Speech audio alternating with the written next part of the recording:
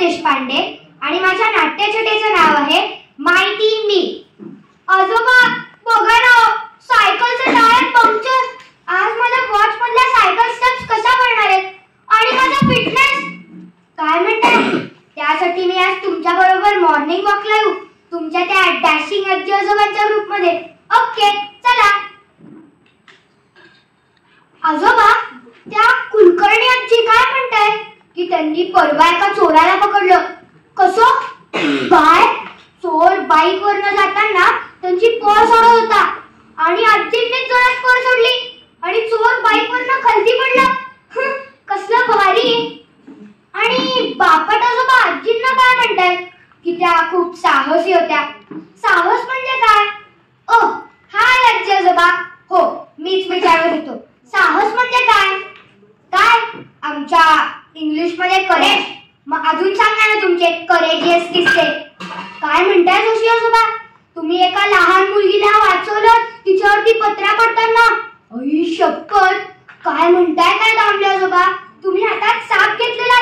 E काय बापट आजोबा, तुम्ही आजींबरोबर 50 वर्ष संसार करताय, हेच तुमचं साहस आहे. काही म्हणा, सांगू आजींना. पण जोशी आजोबा, तुम्ही जे सांगितलं त्याच्यावर मला एक आठवलं. मागच्या महिन्यात माझ्या बरोबर असंच काही झालेलं. काय झालं, मी सायकलवरती ब्रेड आणायला जात होतो. तेवढ्यात गाडीचा जोरात हॉर्नचा आवाज ऐकू आला. मी मागे वळून पाहिलं तर एक छोटी मुलगी रस्त्यावरतीच उभी होती आणि मागून गाडी येत होती. मी लगेच तिच्या जवळ जाऊन तिला बाजूला केलं आणि नशीब कारवाल्या काकांनी पण ब्रेक दाबला आणि तिकडे खूप सारी लोक पण जमा झालेली. त्यांनी मला शाबासकी दिली. काय म्हणताय आजोबा? तो सीसीटीव्हीचा किस्सा सांगू? ओके सांगतो. काय झालं, दिवाळीच्या सुट्टीत आम्ही हायड अँड सीक खेळायचं ठरवलं.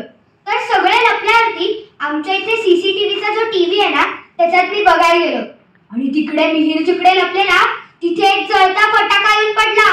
त्यामुळे मी लगेच पळत पळत जाऊन मिहीरला बाजूला केलं आणि तिथे त्या जळत्या फटाक्यामुळे गाडीच्या कवचना आग लागले.